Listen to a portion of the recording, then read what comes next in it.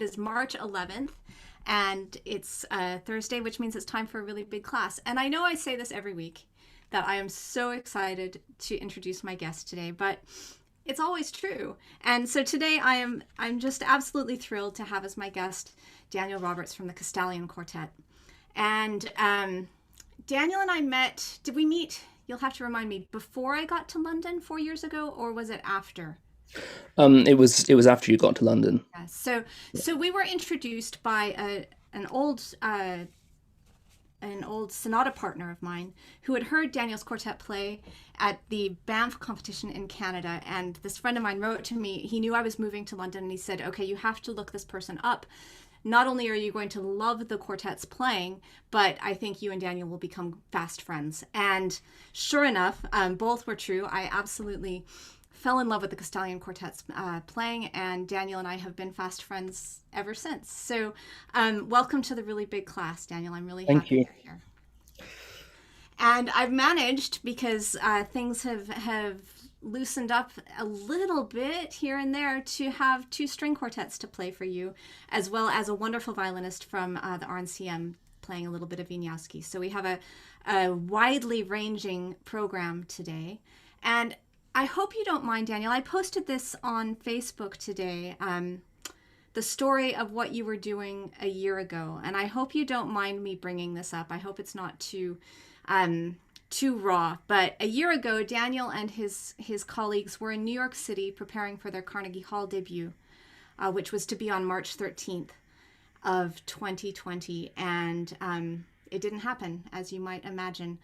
And I'll never forget. I think I was on the train home from my last gig of ever, and I remember texting you and asking how you all were and were you going to be able to get home. And it was just an incredibly fraught time. And you wrote very beautifully about it, which is the article that I posted today. So if those of you in the audience haven't had a chance to read actually all of Daniel's blogging about being in a string quartet, I recommend you go to the quartet's website, which is castalianstringquartet.com.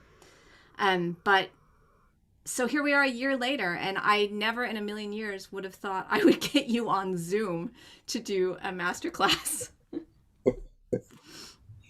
But here we are. So do you want to tell them anything about sort of where you are now compared to a year ago? Compared to a year ago, yeah. Well, actually, we had our first rehearsal since December today, which was a very exciting moment, and things are gradually beginning to pick up again. And we're back to the States in November, and that looks very hopeful. Are the signs we're getting, as long as we can get our visas through. That's the right. But yeah, back to playing quartets again, which is a great treat and something I've missed tremendously. Great. Well, I know the first quartet playing today is the Philo Quartet, and they are playing a piece that is, I think, near and dear to you, the Britten Second Quartet. This quartet is from Oberlin College in Ohio, and they have a wonderful video that we'll share. Was this from a masterclass, guys? It was from our coach's studio class last Thursday. Oh, fantastic. So it's in a very grand concert hall with a wonderful acoustic.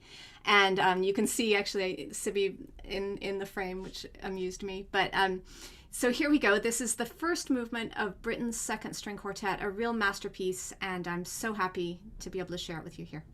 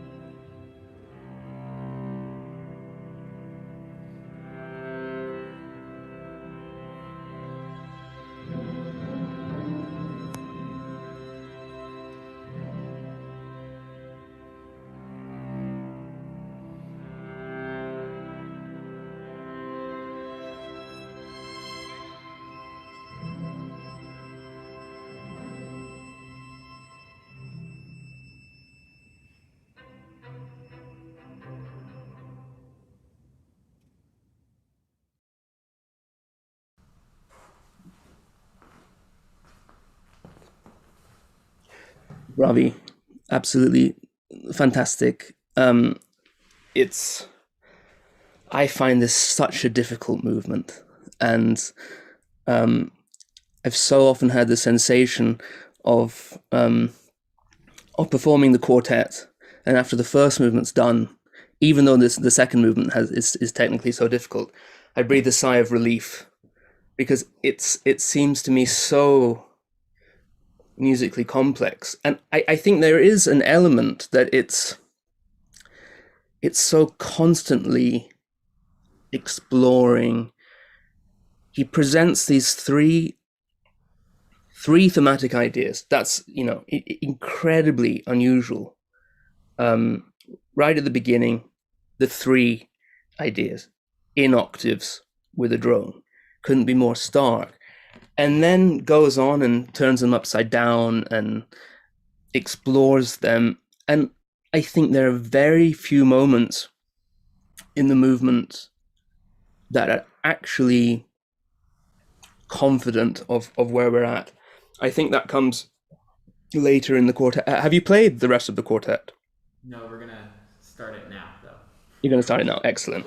So, I mean, certainly by the Chaconne, which is just like this vast, epic, immovable dance, that's when, which is really the meat of the quartet. You know, in concert, the first two movements feel like the quartet's finding its way.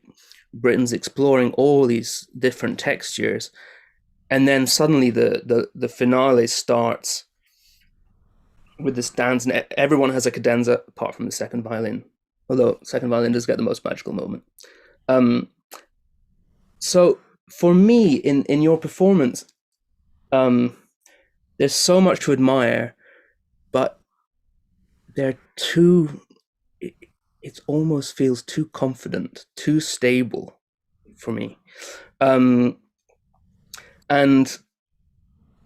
for example, in the opening, I hear too many beats or too many attempts to find beats. This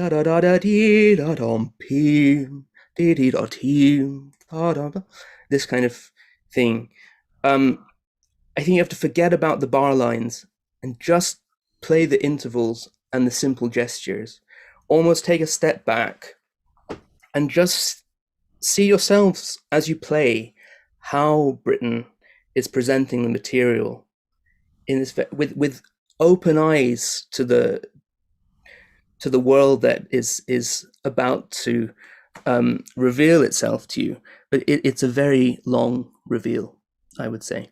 So even in, of course, the throughout the quartet, but especially in this movement, the 10th, the interval of the 10th, plays a key role in announcing sections. And as you know, at the beginning, it announces all the themes. And for me, so often when you play the 10th, you don't feel that incredible reach that you have to get musically to go above the octave, not even a ninth, but that step further. And it's almost like that's you opening your eyes to the world. And then you explore within that 10th. Somehow I find it's very difficult, but as a quartet, when you play the 10th, it's almost a little flippant or let go. And I think Britten doesn't help you with the diminuendo, which of course is right, but it looks then very much like a classical gesture. Do, but it's not. Do. And somehow if you get that opening gesture, the phrases evolve more naturally. Can we just try the very opening? Nobody feel bar lines. Nobody feel that there's any desire to lead or any need to lead. Just that sitting amongst the four of you is Benjamin Britten, and he's just revealing to you what he's writing. Okay, let's try that. Let's try the opening, the first subject.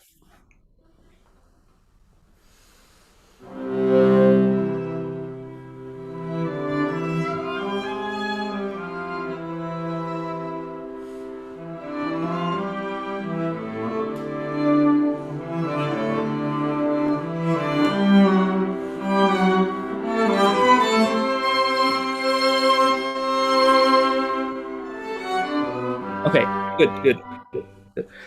Still, for me, there's too much leading. There's too much movement. Could you see what is it like? This is very unnatural in a string quartet, so I'm not saying that this is how you have to play. What would it be like if you all sat completely still as you played it?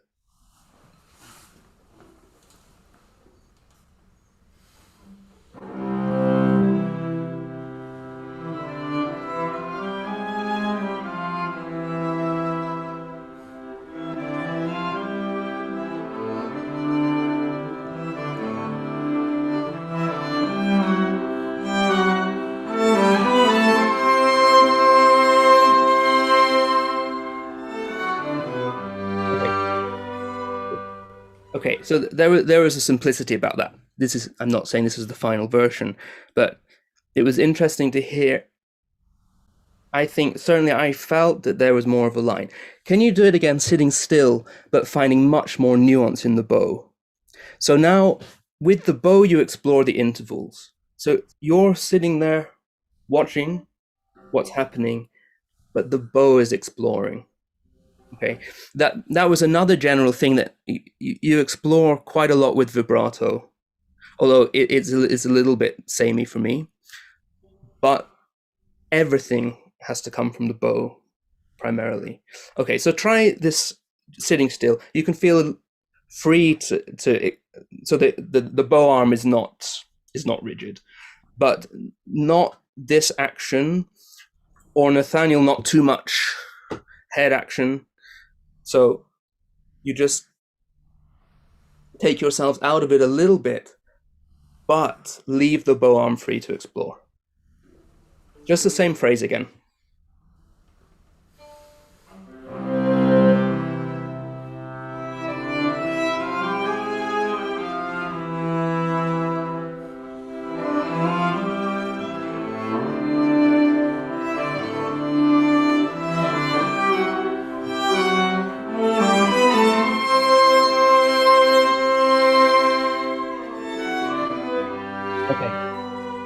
Good. Now, I'd love it now to be rhythmically freer. When the music demands it for me, allow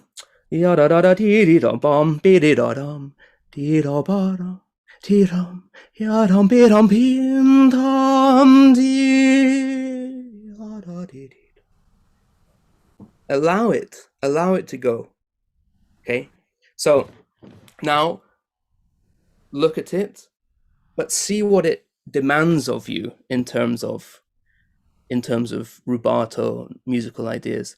Free yourselves up again. So we're not sitting so still, but see if you can take out the leading. And sorry, one more thing. Can that 10th at the beginning not be interesting, bland, but interesting, even more interesting, because you have to take it. Okay, and your audience has to take it. So we have to take that journey with you, and only once you've taken that journey can you continue.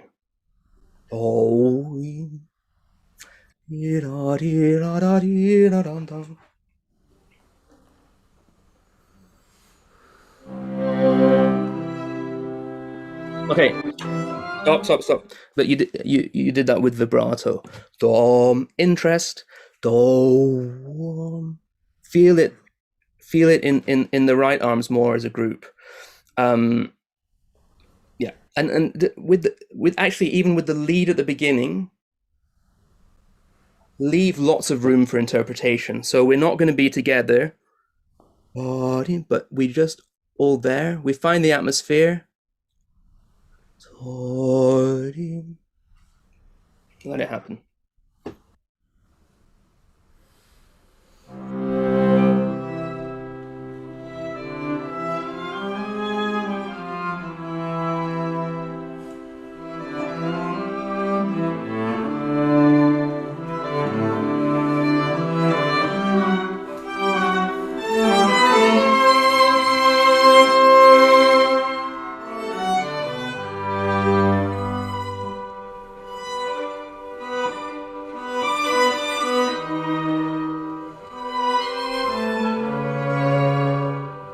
Okay, good. For me, finding the atmosphere. Don't miss out. Oh, I don't have bar numbers, but it's near the beginning. 1, 2, 3, 4, 5, 6, 7. Bar 7. Whenever he gives you a clue to something, do it. I hear certainly coming across through my speakers. I don't hear a microphone. Don't hear a microphone. I don't hear a diminuendo. I hear dee-dee-da-dee. Okay, there you're immediately creating a beat that the audience doesn't need. And watch that your fingerings. For example, in the previous bar, so 1, 2, 3, 4, 5. In bar 6, that half bar is not accented. We've already had it.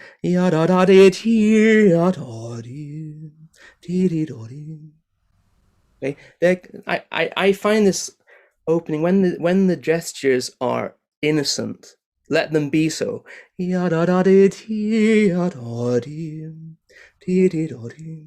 For me, that's so just childlike and tender, and then is less so. That's somehow more ardent. So I'm trying to pack in a lot of things. I'm sure you've done this, but now just add in how the intervals work against the drone. Okay, that friction doesn't come across. So the drone is always there, and you're improvising around it. And when there, so for example, bar 3, it's a squeeze, it's more pain. It's not okay, a big surprise, complete surprise. The next one is more innocent, as they say. Okay, try again.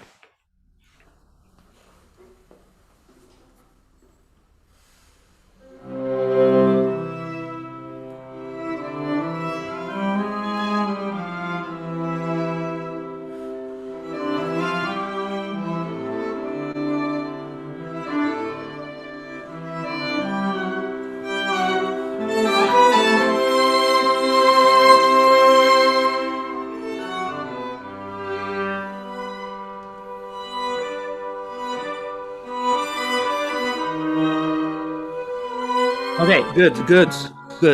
I really enjoyed many things about the beginning, and I really felt you were controlling your vibrato. Until now, we immediately have the second subject. Okay, immediately we're in the dominant. So a completely different world, which you kind of give me, but you're tempted to go because you see the D sharp, but he writes a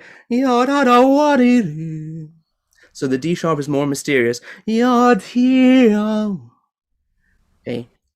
he points it out for you. Often it's the vibrato. You get to a long note and you think, "Wow, I'm going to enjoy it." Careful how you color it. If the bow leads, you won't have a tendency. Okay, go from the second subject, so the second theme.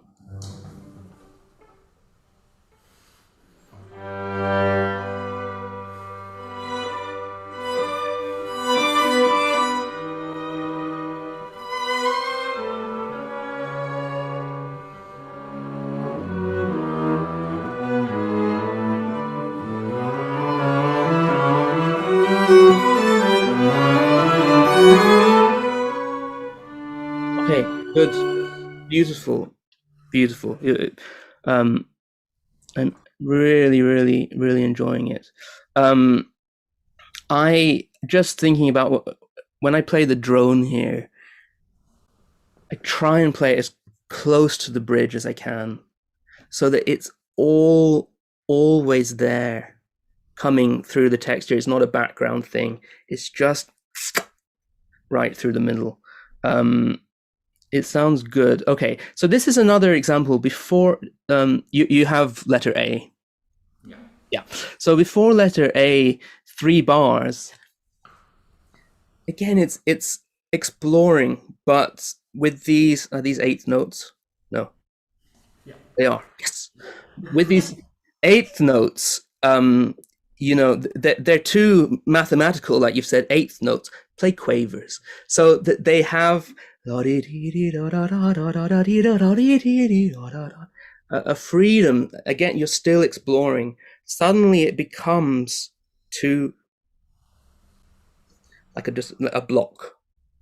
Okay? Not confident, still exploring through most of the movement. Okay, let's try easier, just do the second theme again.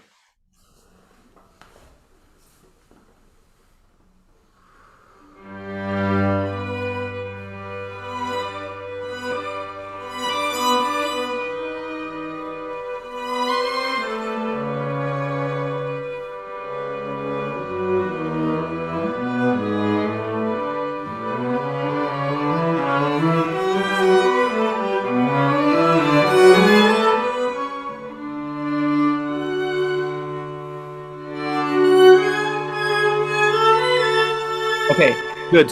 Beautiful, beautiful. Loved it. Just have don't worry about being together in these things. If you're exploring together, nobody cares if you're together or not. So those quaver passages, eighth note passages, are never rehearsed in a way to get them together. Find them wonderfully untogether, and just the more you play it, you find it. The third subject, so we're in the secondary dominant here. The quarter notes, you suddenly make the music confident.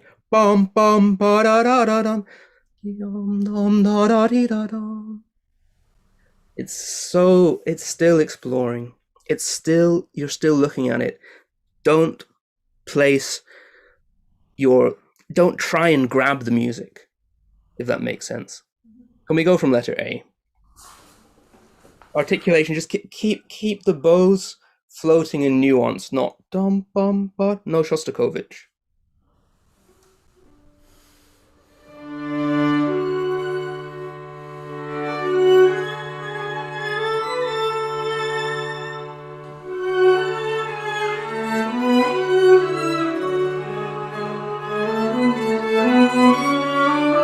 And here, so this is still too much. Yum bum bottom bidum bottom bottom. Forget about that. I know he has these two tenutos, but for me, these are not dum bum bum, but just make them even more tender. Okay, don't start. And this is a new kind of articulation. We haven't had the surely it leads. And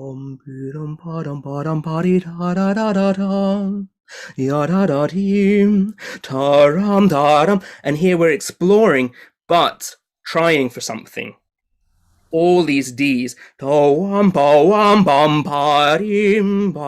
the result, of course, is just another tenth, then another tenth, then another tenth, and the music loses itself. Okay, that story has to be, for me, much clearer. Let's go from A again. Even if you play this on an up bow, I want to hear the do magic at the top. This is the new harmony that needs to be stable.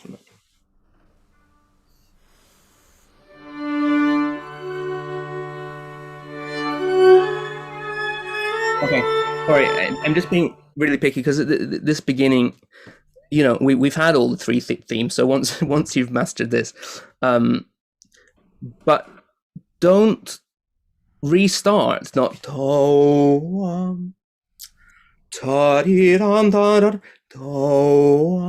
what's gonna happen?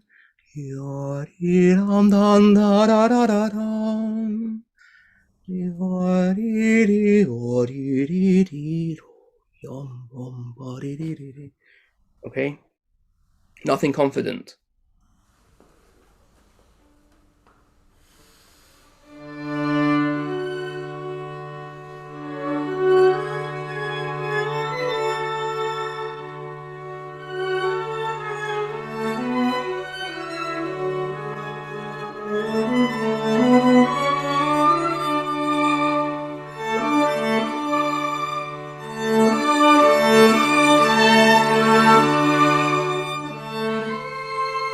Okay, good.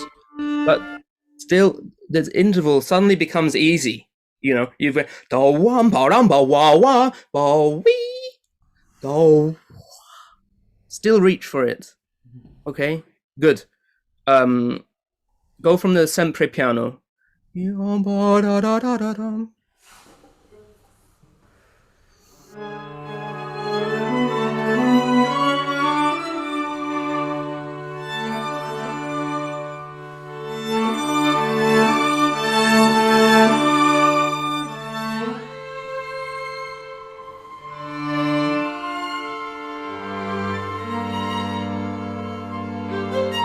Okay, stop. Okay, good. Fantastic. Beautiful. I love the moment into the piano. Now, Matthew, before you start your eighth notes here, give us time to register the chord that you're about to then recycle the notes of. Okay? And it's up to the rest of you to create the clearest prism there that we can just see a 3D chord there. And then it enables the first violin to just spiral around it, and then it whips up the repetition and then the syncopations, and we've still not found anything stable. Okay, the music's just been completely wound up, but there's a moment of magic that has to happen when we hear the chord legato. Okay, so go from the 3 bars before the crescendo poco poco. So this is the piano.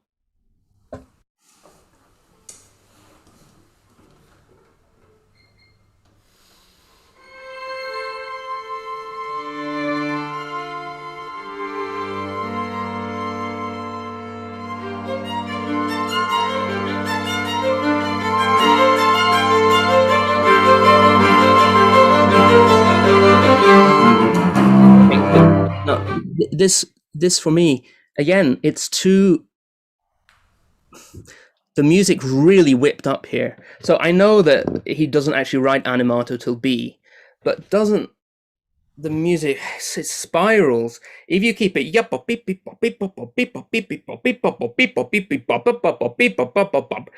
for me, and then they start moving below you.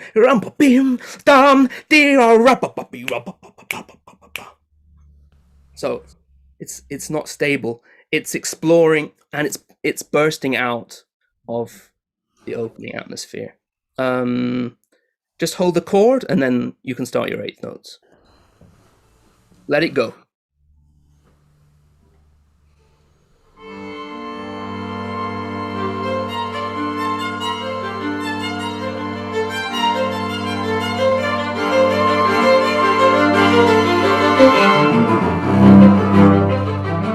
Okay, good.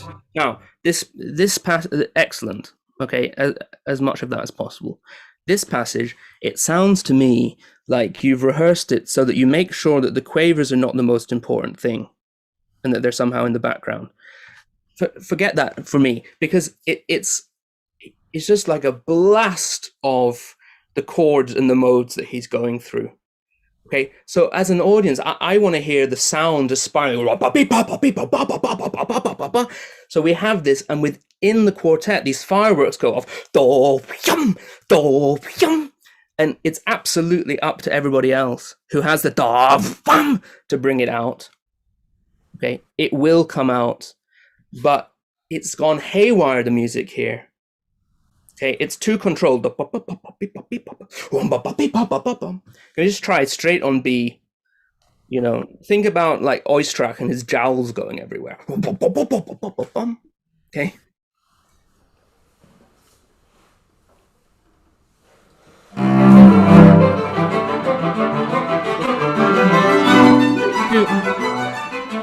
It's too controlled. I don't think there's anything controlled about this music. Okay, it's just like if we could just go with the chord, but we can't. So if you were playing the piano, I'd shove the pedal down and just be going crazy. So try and imagine that, okay?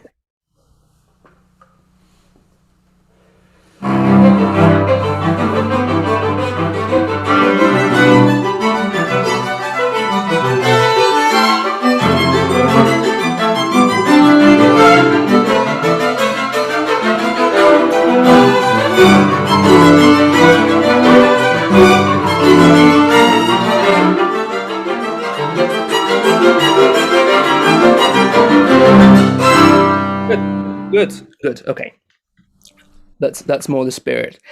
Now, before C, where we just stopped, don't start trying to control it. Oh, we're getting crescendo, so we have to come together. No, the music implodes until there's nothing. Okay, that should be completely shocking. But at the moment you control it, keep going into that moment, and then. Okay, so let's go before C. 1, 2, 3, 4 bars.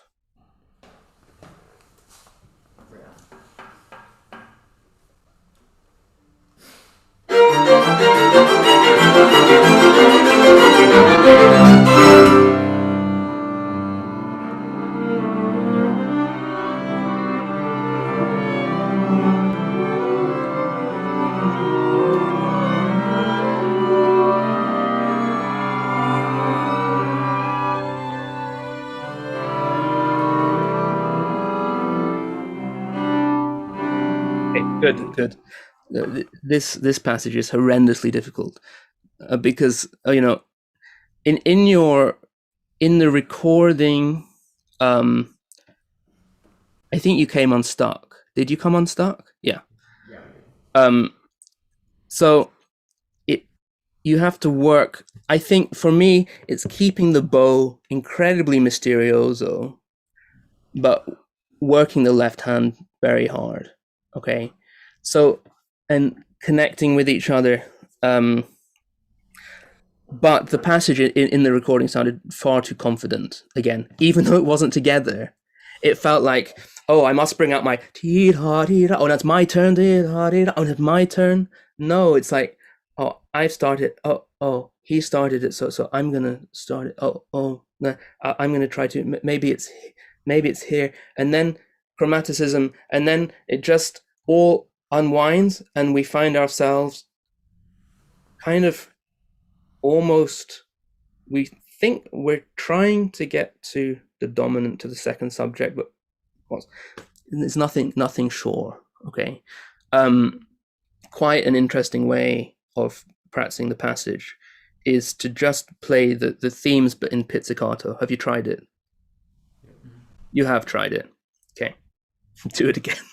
Have you tried it where you do the left hand, not finger tapping, but without the bow, and you see if you can feel where each other is in the phrase? That's also a useful one to do. Okay. I'm aware there's a lot to go, and I've lost track of time. And here comes Cecily. Oh, the dreaded. Are we out? We could go all night, but if you could maybe wrap up. Okay. I mean, you know what? I would say it's pretty much can apply what I've been saying throughout most of the movement. When it looks, for example, if you look at, so we get letter F, where the second violin has a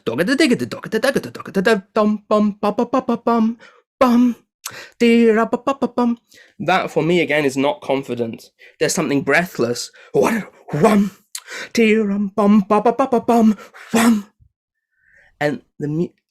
when the music needs to be kind of whipped up into a frenzy, you never quite get there because you make it too rooted and solid for me.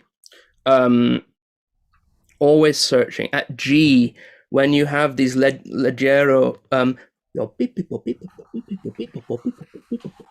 pass through the group, try not to make it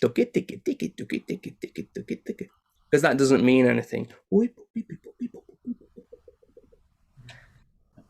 So many more colors, all led by the bow. 3 pianissimos, really far too loud. And each of those harmonics, when you go to whip, we're just thinking about the 10th. So don't whip the top, do whip. Okay, it's do. All these things. So use those nuggets from the beginning to create the rest of the movement.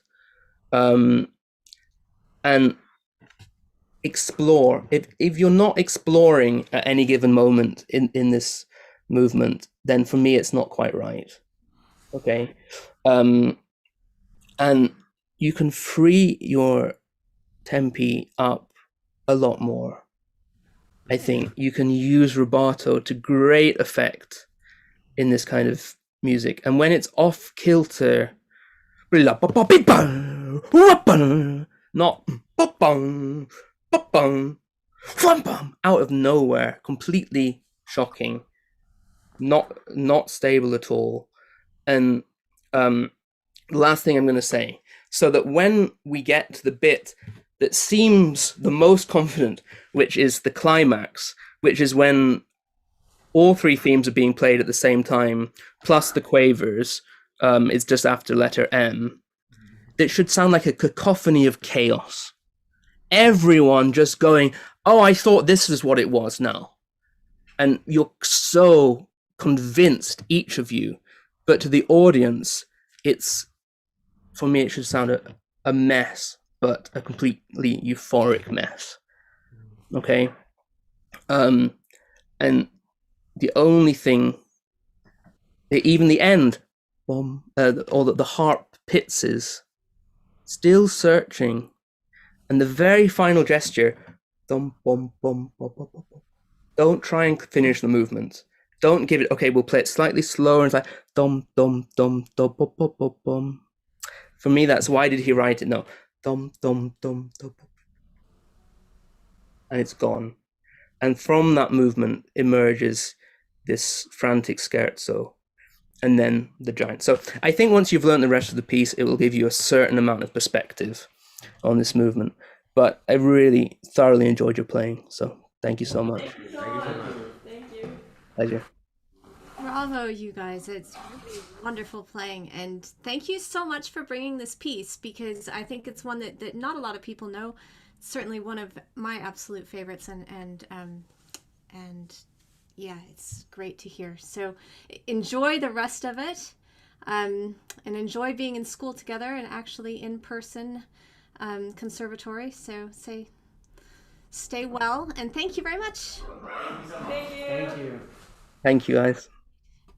It's funny, Daniel, you mentioned that it's not Shostakovich. My quartet, we used to play, we actually would program Britten and Shostakovich together. We felt like it was a really interesting contrast, because in a way they have a language in common, but I feel like every single marking means something different to the two composers. I completely agree, because clearly Britten was highly influenced by Shostakovich, and when you look at it on the page, it can look like Shostakovich, and I think there's a danger in that. Yeah. Cool. Yeah. So we are going to switch gears entirely now and have a little bit of a romantic interlude of Wieniawski. So this is the slow movement of Wieniawski's second violin concerto, the Romance.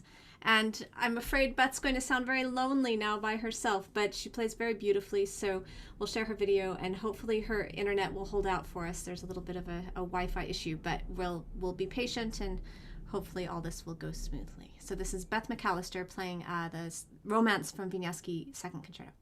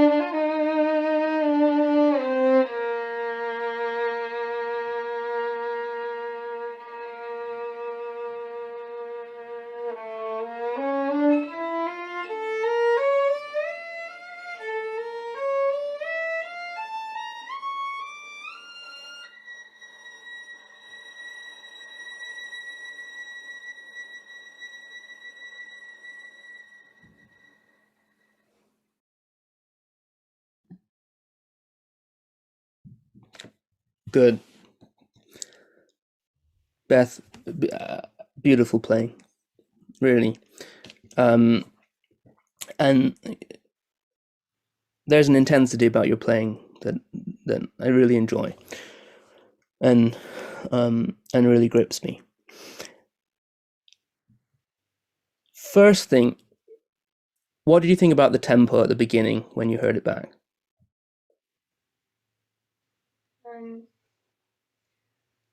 You can say you liked it.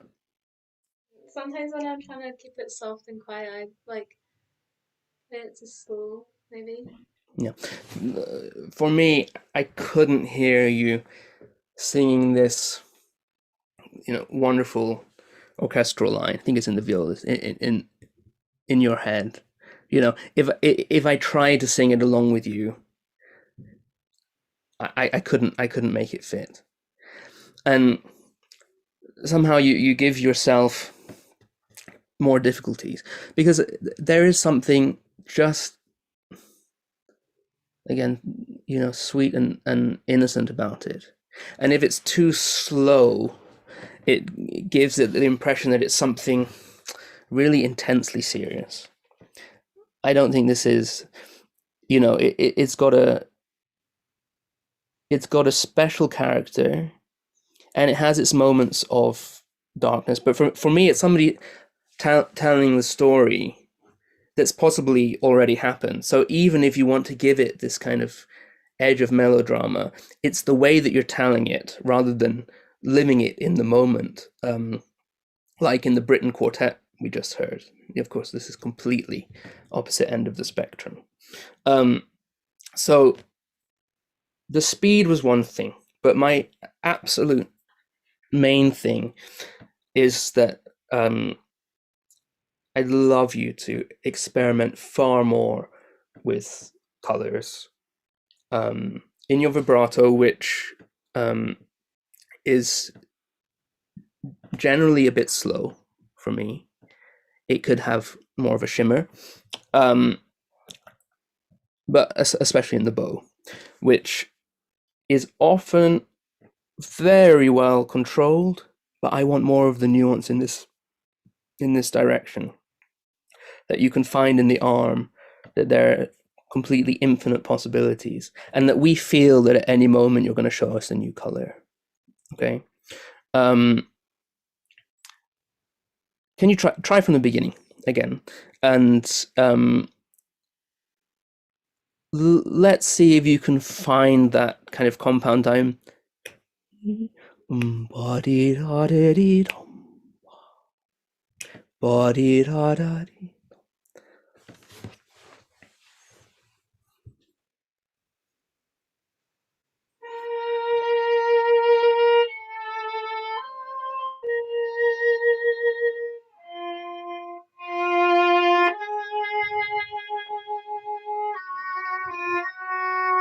Good. Okay. So, personally, it's very difficult for me to hear actually what color you're doing. So I'm going by what I see. Okay, just because of the internet connection. Is that I find it a bit.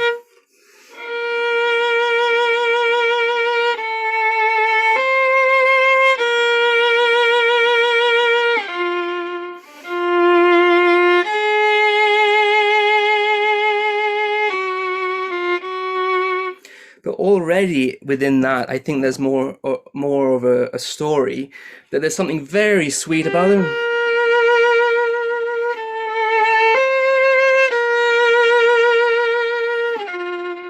And then there's a different part of the story. And then this happens. And then this happens. Okay. So for me, this isn't a moment to be just completely in control. And I'm going to tell this story with my wonderful sound and my excellent vibrato and control. Here's the story. Okay. Oh, you've frozen. No, you've unfrozen. Good. Okay. Beginning. Try again.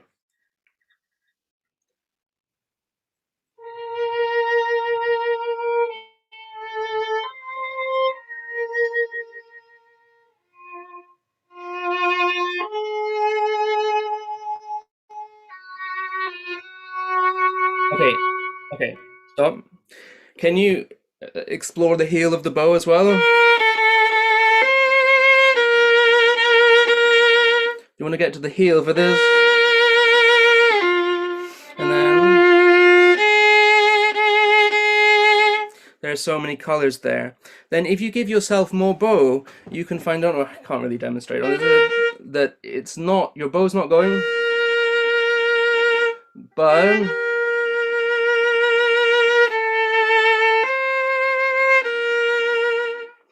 even those the first two B flats that you play are not the same, are they? It's not, but something.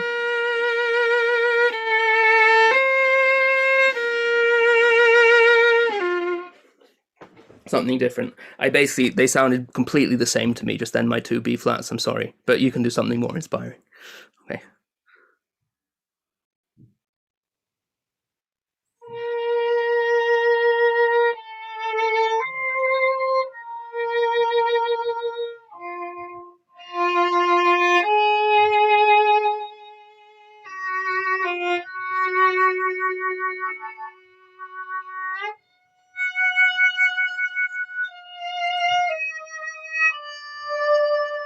Okay, good, good.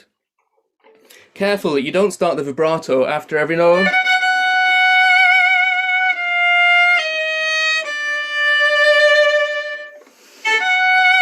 This is one vibrato, and on the G flat, then the D is going to require something else.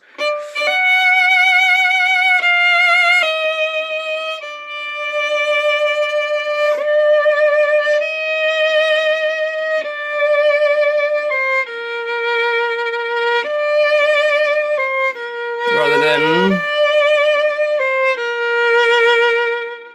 again. Okay, and then it's hard for me to hear online exactly what you're doing, but it sounds a bit like this at the beginning.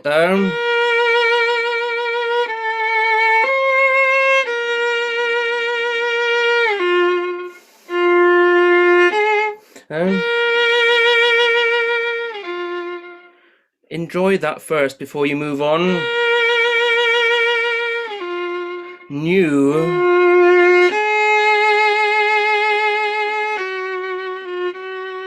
And speak to the end.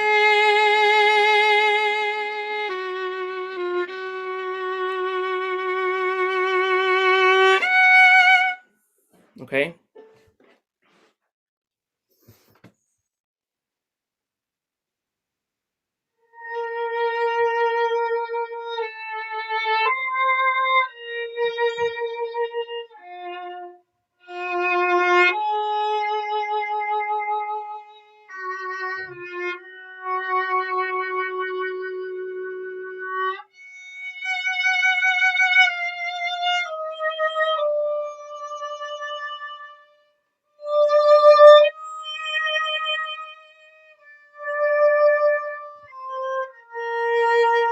Okay, okay, good. Now I've made it a little, my fault really, but I've made it a little bit stop-starty so that each two bars don't really speak to the next. Okay, so you have to tell the story in stages with colors, not by always stopping. Okay, so it's the colors you need to find. You know, with your vibrato, you study with Cecily, don't you? Yeah. So, and I'm sure you've spoken about your vibrato. Yeah. Okay. And so, you know, there's no way I'm going to be able to solve it, except, you know, it's that you want to get it moving from your back. Okay. So that you're not thinking that the vibrato starts here, and because that's where it's kind of coming from here, slowly from the wrist. But if you feel that it's coming from the back, just in your mind, you can try it from the shoulder, and then the whole arm is going, and then it's up to you where you stop here and what do you want to do. Or I mean, you could choose to do a slow vibrato on it, but at the moment I kind of get the sense it's not the choice. Okay, so work on that. You know, it'll come, but just something that I think, and may well have been said to you already, is just to think of it from the back. But okay, as your vibrato is a work in progress, there's really no excuse with the bow. So then you have to find, you have to support it completely with the bow. When you, again, color, I mean, I'm just going on about color, but that's for me what it is. Here has to be a new color from, that's a bit of melodrama. And then we're just closing what we were saying.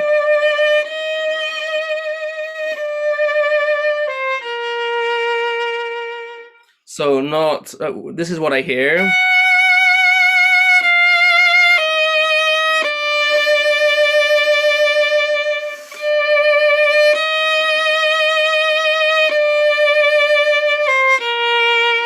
You hear the difference, yeah?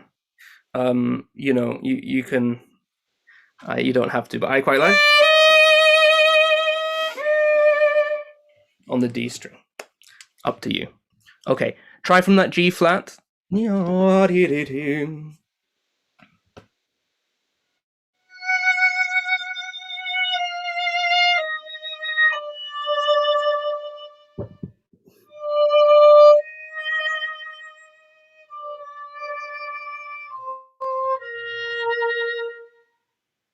Good. Carry on, carry on.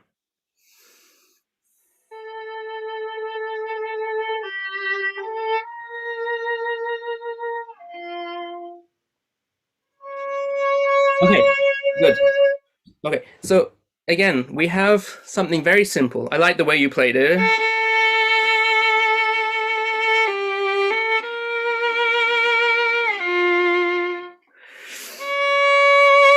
This is a complete surprise, okay? So I would take that, however you approach it, it's not the same as...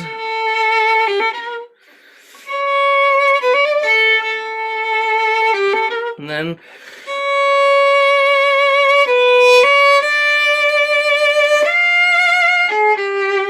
And from this moment, focus on the middle of the bar, yeah?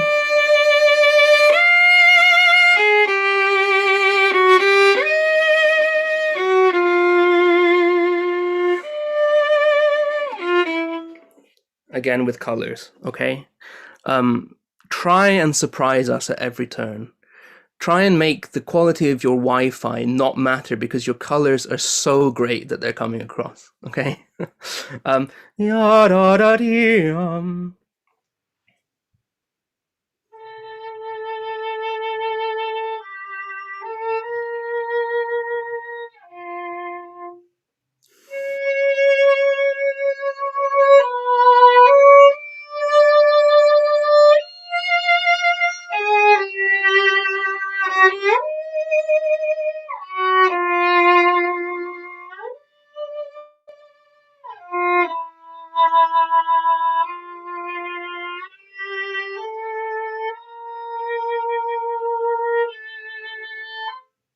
Yeah, go. Beautiful.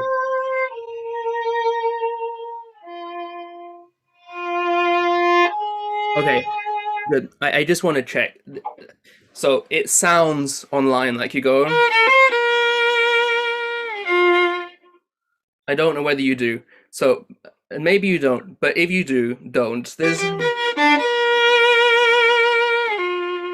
You can, if you're going to do a shift there, obviously, unless you play, you're going to do a shift. So enjoy it. Do you shift to a first finger? Yeah. Okay. And you shift to a first finger, I guess, so that then you're in second position. For me, this is my personal feeling. I prefer to shift to a second finger because...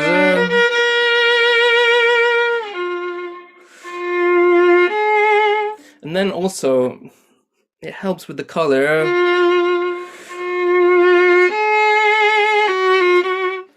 That's what it feels like, actually, that you do that shift purely as a preparation for the next phrase.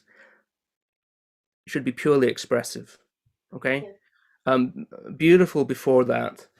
Again, my taste that it's the half bars that we want, the interest.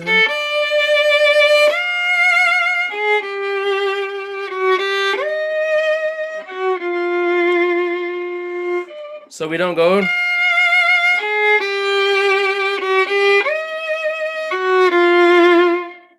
Okay, Yeah.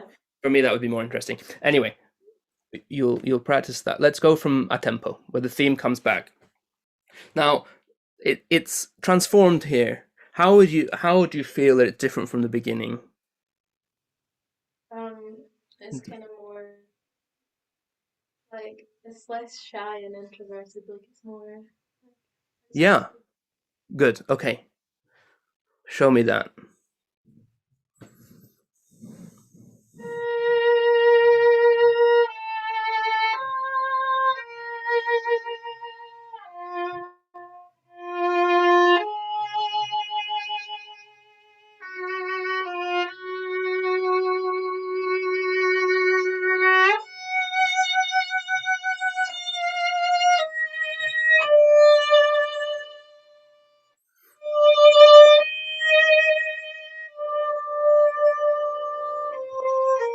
Okay, good. I'm sure Cecily's gonna hate me for these fingerings. Again, D string. Just to add some variety. Okay. If you do it on the A string, fine, absolutely. But with super colors. But the fact that I'm asking you to do it on the D string probably means I'm not completely convinced that the colors are there. Okay. Now, you want it a little more extrovert at the up tempo, but show your audience that, okay? Because this is something that took me so long to learn. I'm not sure I've completely mastered it yet. So definitely haven't mastered it yet. But the idea that you have to convey to the audience, okay?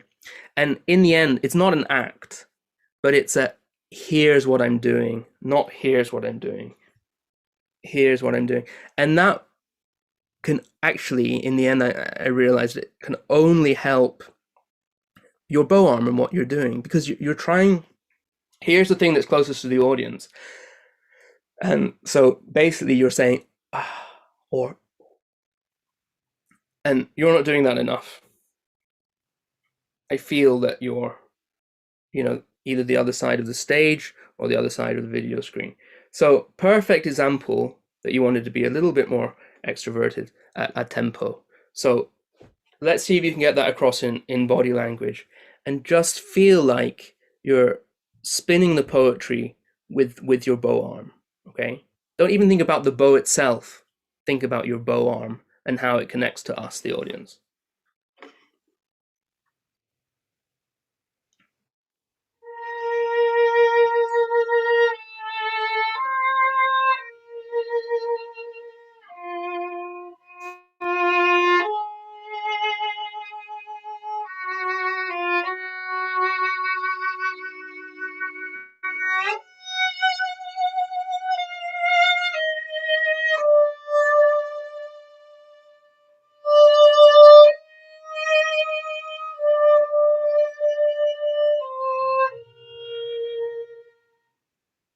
Good. Very good. I really thought that was very beautiful. Have you ever, do you have a favorite violinist? Famous violinist? I like Van Gogh. Good. Okay. Can you play from the same place, and can you do an impression of Van Gogh? Not a caricature, but imagine you're Van Gogh. Okay. Imagine everything that you love about Van Gogh, and imagine you're actually him.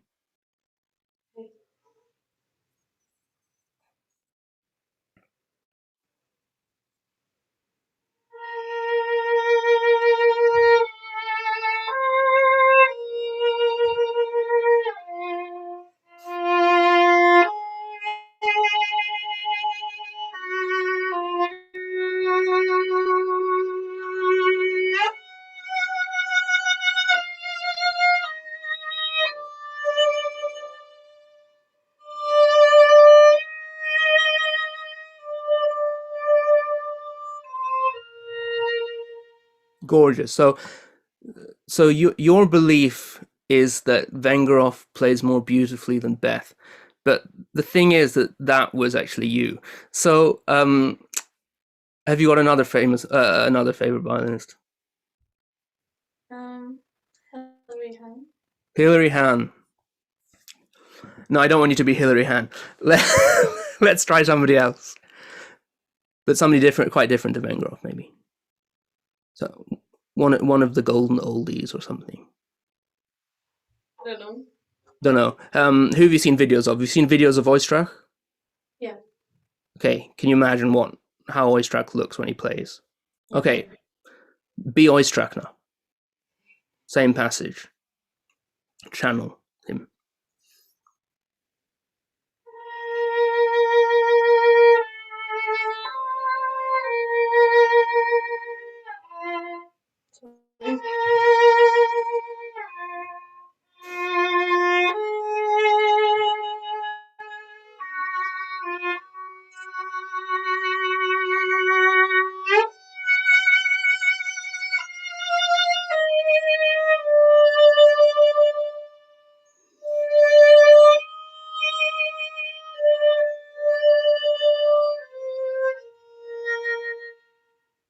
Wonderful. Okay. Two more tricks in this game. Okay, imagine that it's you playing, but when you're old. Okay, you're in your late 70s. You've lived a wonderful and dramatic life, and let's hear a phrase if you can imagine that.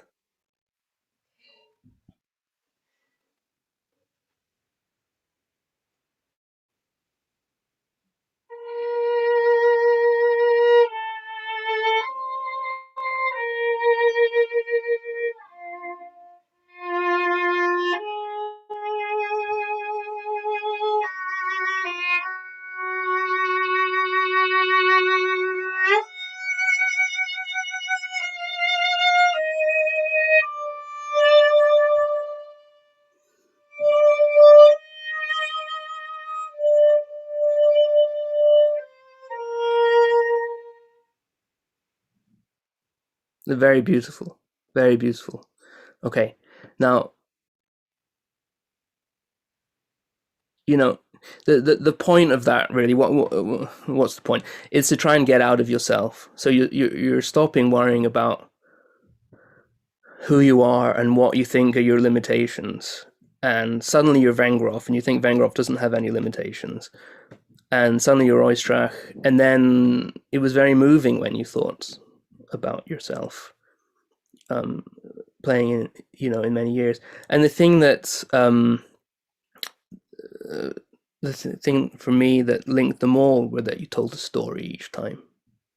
Okay, and for me as a listener, don't know about anybody else, and it might just be me thinking that what I say works, but I felt that I was gripped in the moment of what you were trying to do, because I felt your head was somewhere else that was trying to convey a story and a mood and a character to me. And it should be like that in absolutely everything that you play, because you kind of got out of your violin playing, which is wonderful to hear. I guess you played the first movement of this piece. I'm not going to ask you to play it. You've played the first movement, yeah. And I'm not surprised you wanted to play the second movement. But it's the same kind of thing, and that's the thing. You play that first movement and it's so full of like violin crap, right? And then you come to this and it's your chance to be utterly personal. Okay, because it's a very simple theme, isn't it? Very beautiful, utterly personal, absolutely everything. Cecily, is it time? Yeah. It's time. Good. I'm just going to see if there's any other major things, but I don't think there were. I was very impressed with your bow control and all those long notes. I would have taken about 20 bows on them. but the things that we've worked on are absolutely you can apply throughout. Okay, it was really beautiful to hear you play. Bravo, thank you. Thank you, Beth. And Daniel, I don't know if you saw that and whether Beth, you know that Daniel went to the Northern, so he's a fellow RNCM, and Beth's from Glasgow, so I thought you'd enjoy that as well. Excellent, good. Scottish and the RNCM. It's a good mix. A wonderful future ahead of you. All right. That's just, it's so beautiful. That movement, really lovely. Yeah. And Beth's probably happy that you gave her fingerings, because I'm always saying, well, what do you think? Oh no, one of those teachers. She says, yep. What kind of Don't worry, stuff? Beth. I'll send you some fingerings, some good ones. All right, so let's jump back to the world of string quartets and have a little bit of Mendelssohn to close out the class. So this quartet is from Manchester, and they found themselves the remaining flatmates in a student house, and they looked around and said, oh, look, we've got a string quartet. So they formed in this last lockdown, decided to try playing together, see if they enjoyed it, and sure enough, they did. So this is the Banff Road Quartet from Manchester, and they're going to play. I'm going to cut it off, guys. I'm really sorry, but I think you'll get a lot out of the coaching time. So this is a portion of the first movement of Mendelssohn's E-flat Quartet.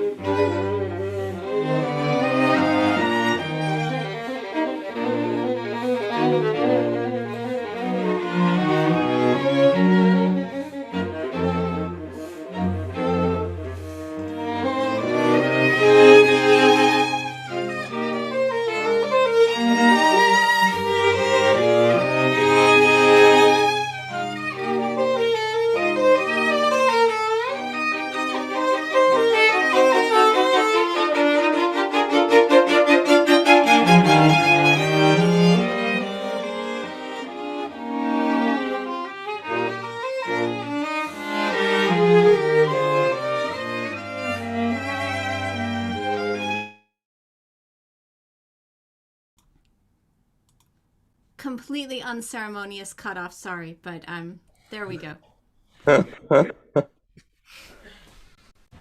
Great. Can you guys hear me? Yeah. Good, because my unfortunately I heard most of it, then my internet went. I think I was frozen out, so I've had a major panic during your wonderful Mendelssohn. Great. I absolutely love this story of you guys getting together. It's just great, and I don't know. I can feel it in the music making for sure. There's a joy there, and I'm sure with everyone else enormously envious of you that you've been able to do this and on such music. So fantastic. It almost doesn't feel right to tell you what to do or to suggest what you should do. However, so there's a problem for me with this movement. Although we haven't played it, but from listening to it numerous times, is that it's so long, and he wants to be. Maybe I'm being unfair because I feel, I feel certain affection towards Mendelssohn, but it's like he's desperate to get this kind of Beethovenian structure down. And for me, it sounds to me like you've gone about tackling that in like this super romantic way. Like that Mendelssohn is like, yeah, Mendelssohn, Schumann, Brahms, that's where he sits. But I'd love for you to think of it more as a, start with Haydn, start with Bach, and see Mendelssohn from that angle. I guess I've been on repeat with everyone about the expression being in the bows. That's true, and I think that there's a real danger in string quartets, and especially music like this, where vibrato is either making up for something, or can even worse, can be covering something that's really wonderful in the bow. And sometimes I think you want to make this music too rich, but I don't feel, what one thinks of the early E flat quartet that Cecily mentioned, or of course the octet. And have you played the octet? Yeah. You mean you have 4 other flatmates? No. Yeah. So what's the character of the octet? How would you describe the character of the beginning? I'm not saying they're the same, but there's the key. So composers usually associate with the key. How would you describe the beginning of the octet? I would say warm for A flat, definitely, with Mendelssohn. Mm-hmm. I would say the octet's more kind of like bubbly and excitement. Yeah. But I think what's missing here is a little bit of the bubble in the bows, and a little bit. You know what it is? It's the brightness of the spirit. I know E flat is warmth. It's not bright like D major, but there's this kind of youthful spirit about it. It's a cliche to say about the octet. I don't really mean that, but in here, it's so like throwing out some incredibly spirited and happy gesture, and I find it's a bit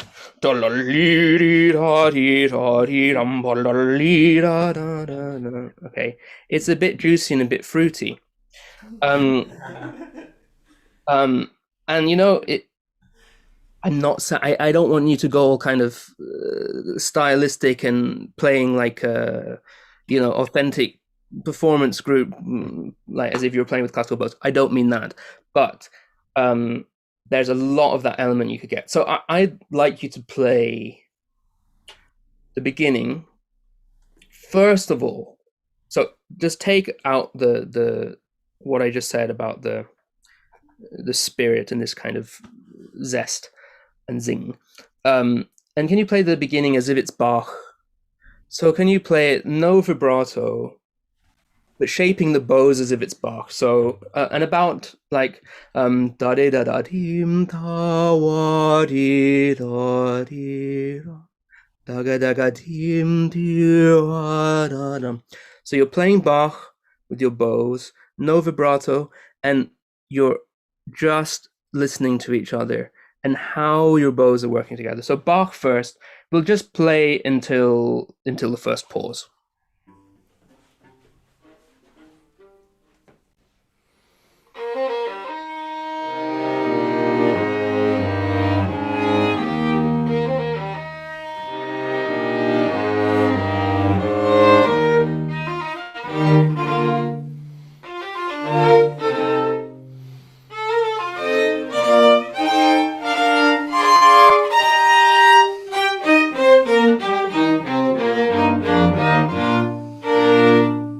Okay, good. Unfortunately, when we play like Bach, if it's out of tune, we can really hear. So anyway, forget about that. Intonation doesn't matter when you're a flat share quartet. It's fine. Okay, so Try again. The beginning was good. You bought into it, but when after the bit that I hadn't sung, it was a little bit less convincing, less listening. I want you to play it like a convincing piece of Bach, not like a pastiche. Okay, so sell it to us. You're in a cathedral and well, Leipzig, whatever.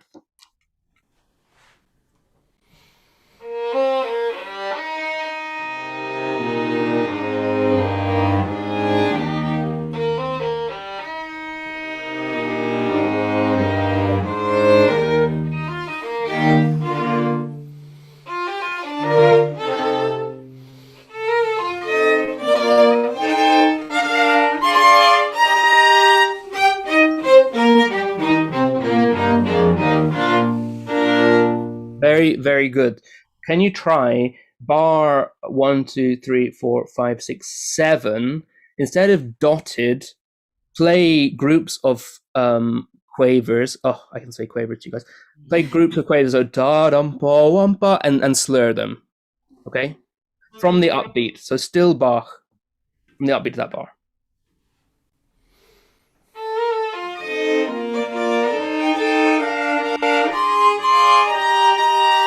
Again, and a little slower. Only thinking about harmony and how that affects your bow.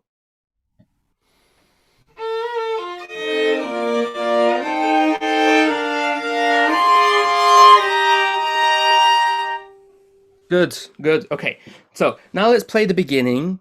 Let's play it in tempo, but let's play Haydn. Okay. Have you all played Haydn quartets?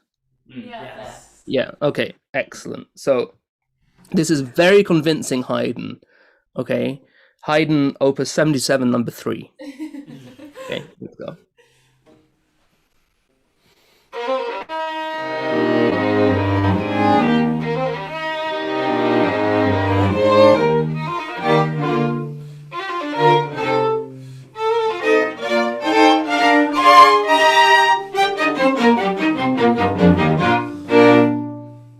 Great. I loved it. Okay. Let's do this now. I won't talk between these two versions, so give me another Haydn version, but even more sparkling Haydn, okay? You're playing in Vienna Concert House, Haydn. Okay, then then I won't say anything. And then you'll go back to the beginning and you'll play Mendelssohn. And let's hear what that step is to Mendelssohn. How far is that step, or how little is that step? Okay, Haydn, then Mendelssohn.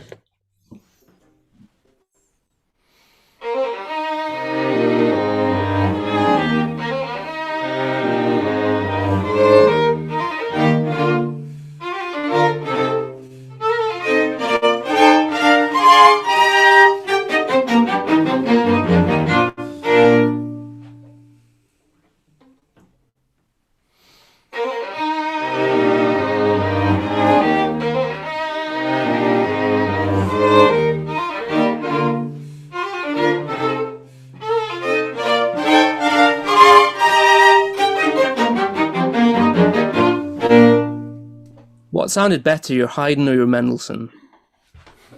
I don't know Haydn. I don't know. Yeah, the Haydn. You know what it was?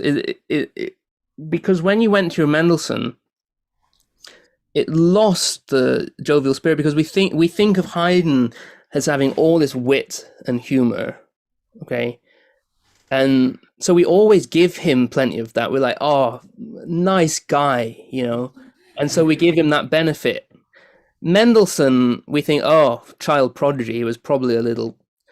But let's give him the benefit of the doubt. Let's pretend that he was absolutely hilarious and had more wit and brightness of spirit. Your bows and your vibrato went too heavy for Mendelssohn, okay? So I would say bows are playing Haydn, and the left hand just adds a little bit of something. And maybe Mendelssohn, maybe you'd push it slightly more extreme, okay? So we know that, you know, Schumann admired Mendelssohn so much. So perhaps there's just a hint of Schumann, a hint of that kind of extreme, okay? But still this spirit of Haydn. Let's try.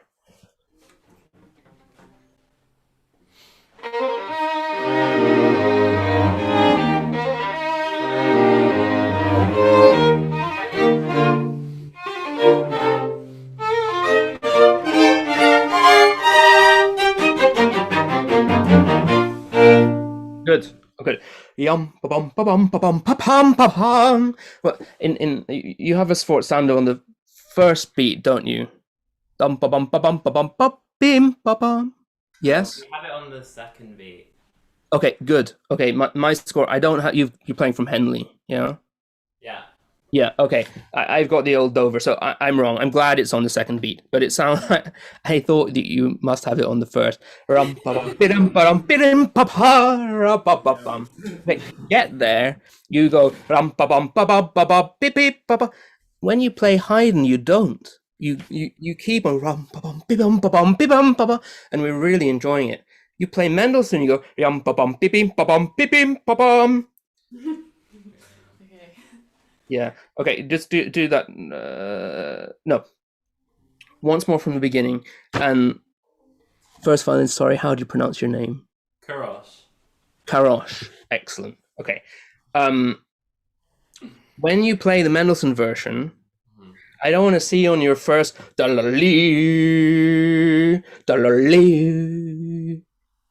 give us some shape to the E flat. Okay. Because there's your melody. Don't leave it up to them. Okay. Keep us there. And when you shape with your bow, don't iron out that shape with your vibrato. Okay. Right. The dark sound is going to come in the next phrase, which is going to be a complete shock. But at the moment, your E flat and your D flat both have this like wonderful richness, like, wow, that guy's got a great sound. Wow, they both sound exactly the same. Okay?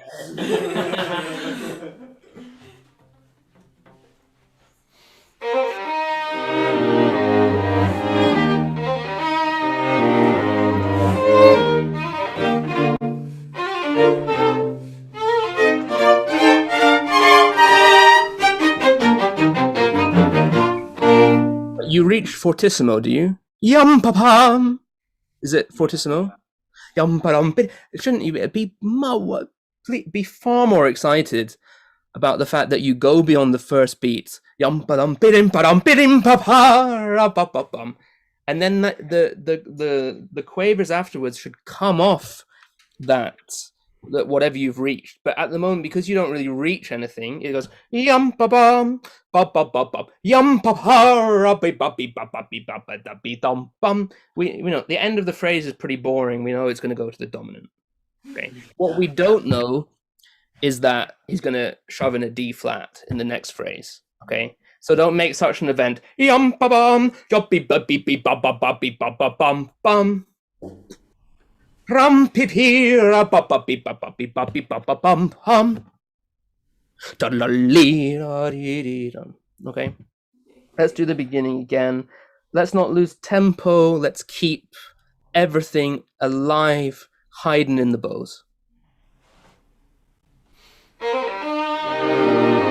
Okay, again.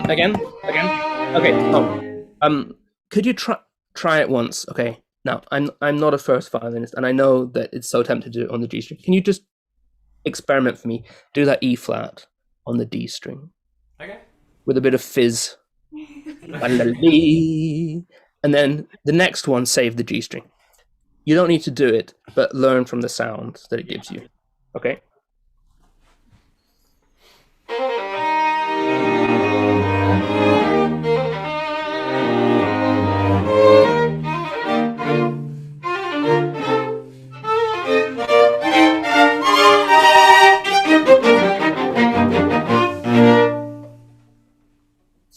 Okay, we'll go on. This was a bit exaggerated because you rushed, so it lacked the grand. It has to have a certain. You have to yum puppy bum. You have to earn to be able to push forward. You didn't quite earn it. Doesn't matter. Let's go on. No, actually, let's not go on because the pause has to be so dramatic. Rum yum, balalim, and you have to turn it at the last minute. But dare that pause to be a bit longer for my taste. Yum papi papi papa pum wum. Okay. Yum ba bum ba bum ba bum ba bum ba bum with the upbeat.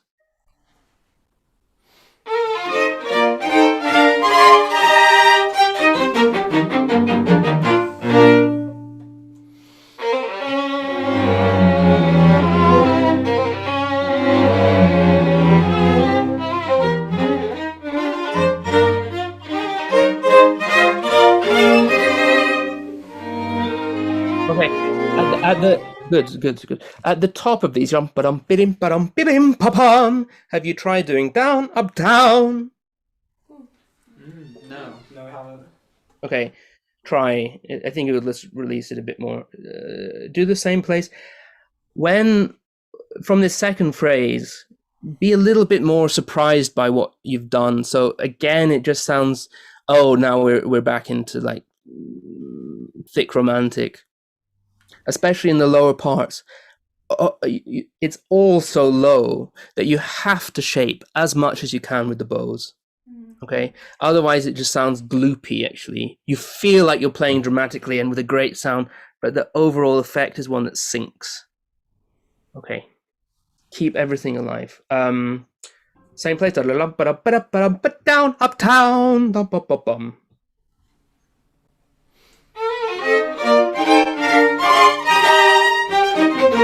Okay. So what I mean is, and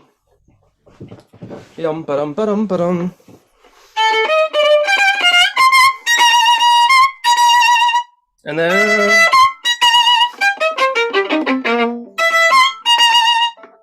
okay, just at the end.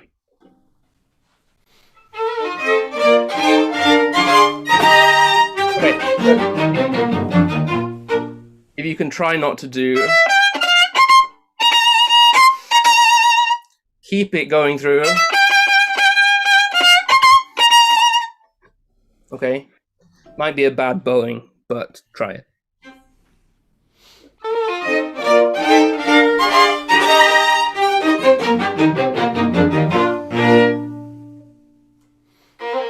Okay, don't move in. Don't move in. Stop. Don't move. You do this and set up, but instead of okay, keep the suspense. Yum bum, just the bar of the pause.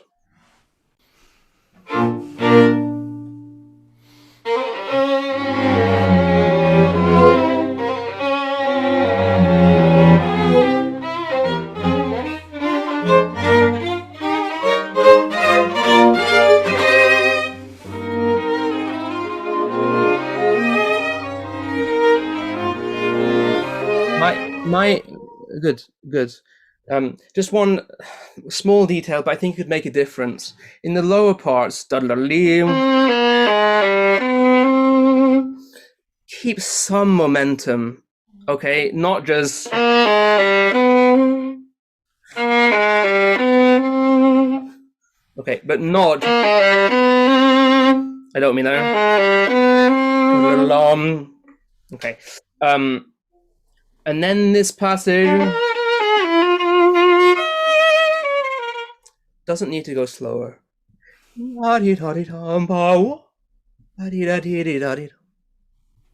Okay, it's released. So if you go slower, it sounds like oh, instead of something just ardently swinging by. Okay, from the second phrase.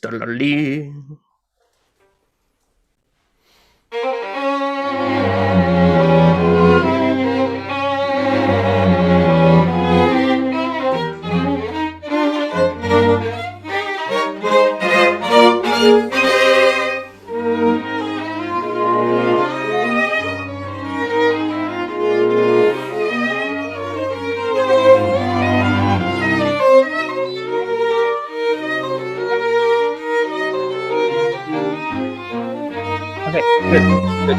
Okay. Good. Good.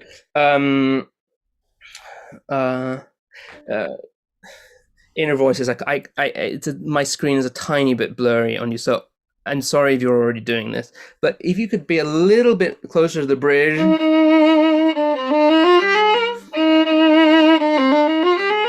so that it's really clear, okay? Because he's going to be to match that something just a little bit more vitality to the sound, and then when the lower three you have really with tremendous energy, that sounds a bit floppy, as if it's inconsequential, but that's those moments we can help the first violin so much by just becoming the unit. Okay, good. Let's go from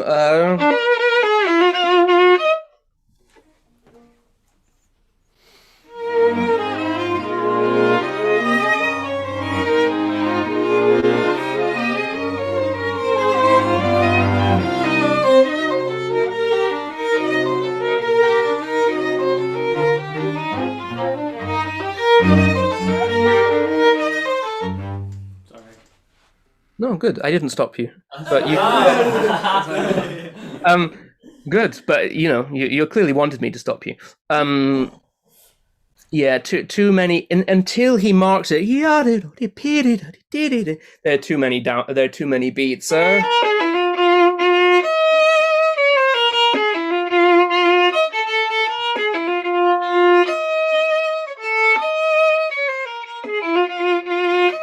This downbeat's not important, I don't think. That's more expressive and different. And then he starts doing each beat, okay? So avoid. That's another thing. In general, such a long movement, I heard too many beats, okay?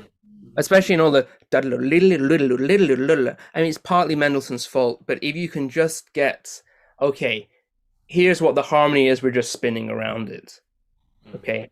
And we get out of the fact that we've got all this difficult on your own part, it looks bitty and beaty, but on the score, it looks like this wonderful kind of interwoven semiquaver writing. Okay, I'm gonna move on because we're getting stuck. What another thing that this movement, Cecily was saying, where does one stop? I mean, the problem is he keeps on promising the dominant, doesn't he, for a second subject? And every time we think we're there, he takes us slightly in a different direction, other than just at the end of the exposition. And if those moments could have less confidence,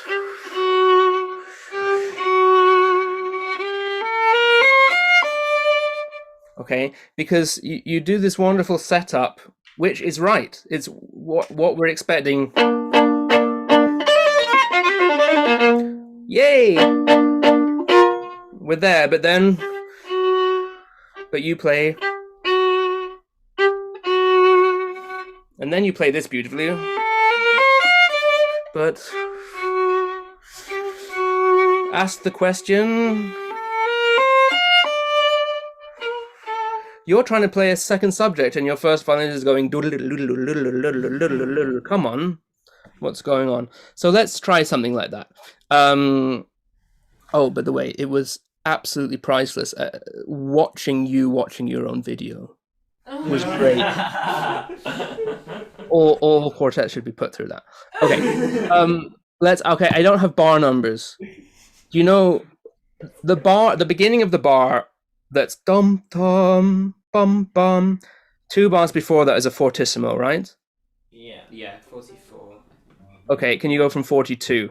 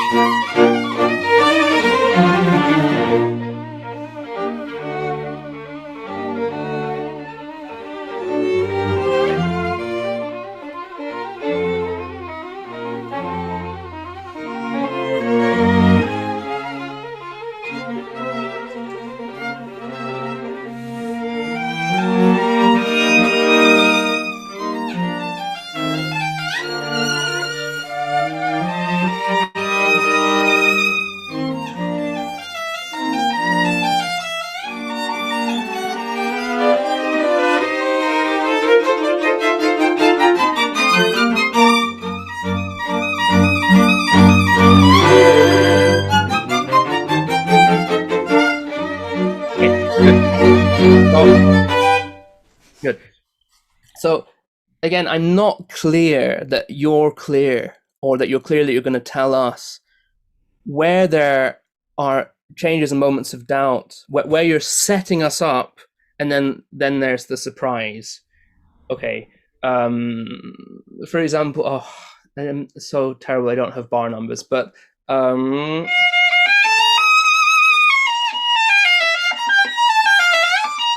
this passage, and you're going,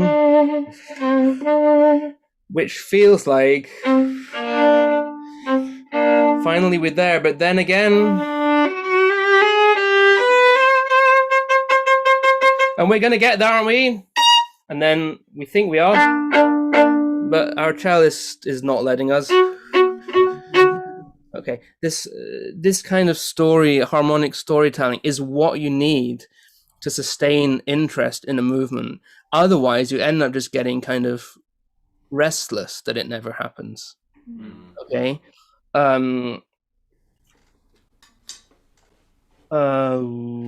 Let's try from this bar.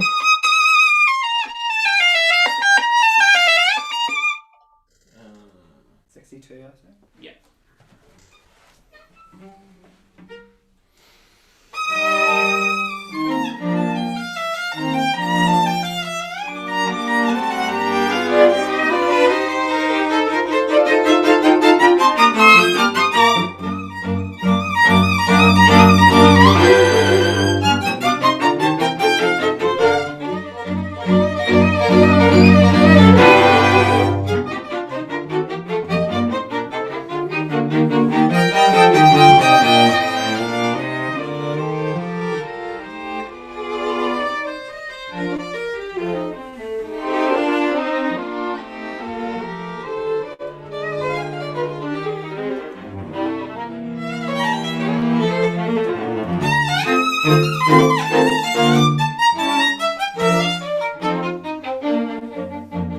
Good. So here I can see that Cecily wants us to stop. So I'm just going to say, moments like this. Now you know this is what you're going to take us there, okay? And then everyone thinks, oh yes, and you're like a little tease, but basically we're there then. And I would just ask, in the Henley, do you have this bowing? Okay, which I've never heard in any recordings doing, but in my quartet, and they'd hate me for it. I'd argue to do it for ages, just so we have something that's more comfortable. It's so nice again.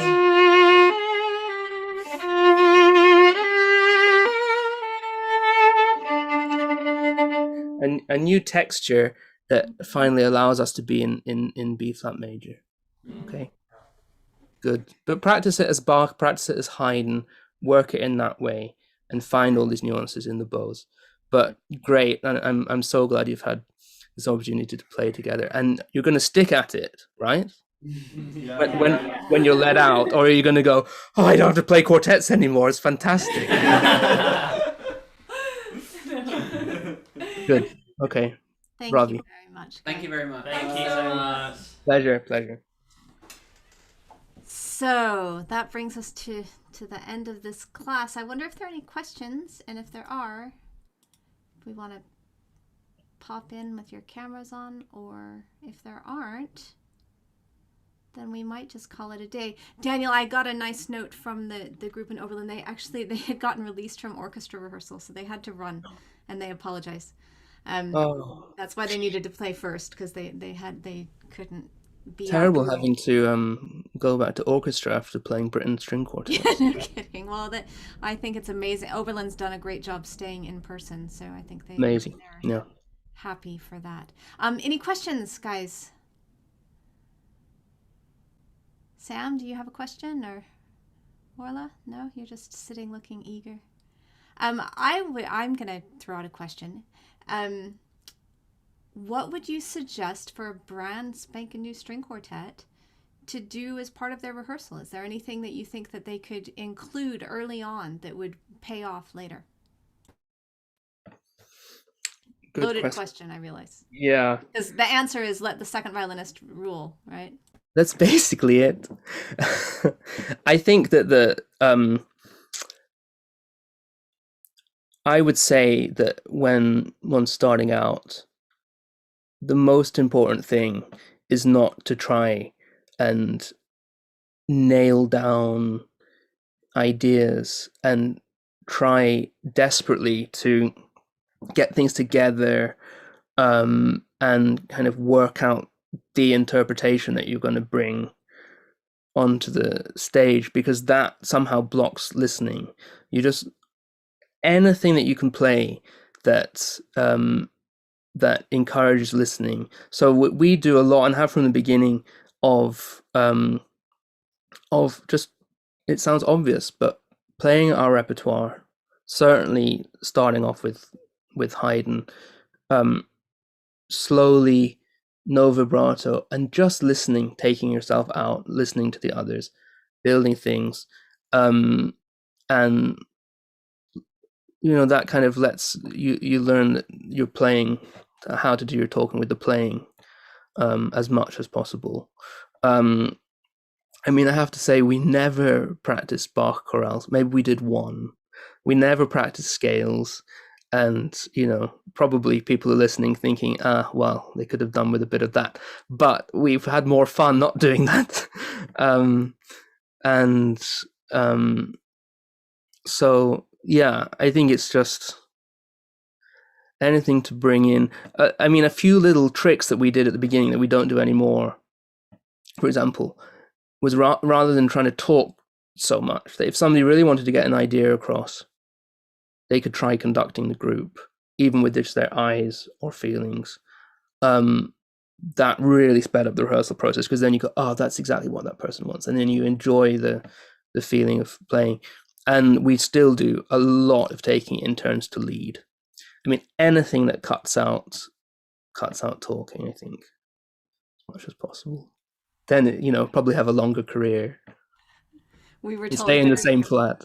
We were told very early on in my quartet to talk less, that we'd be very tired of each other's voices very quickly, and that you're definitely, the less talking is more. We didn't follow that at all, and we played Bach chorales and scales every day. So what did we know?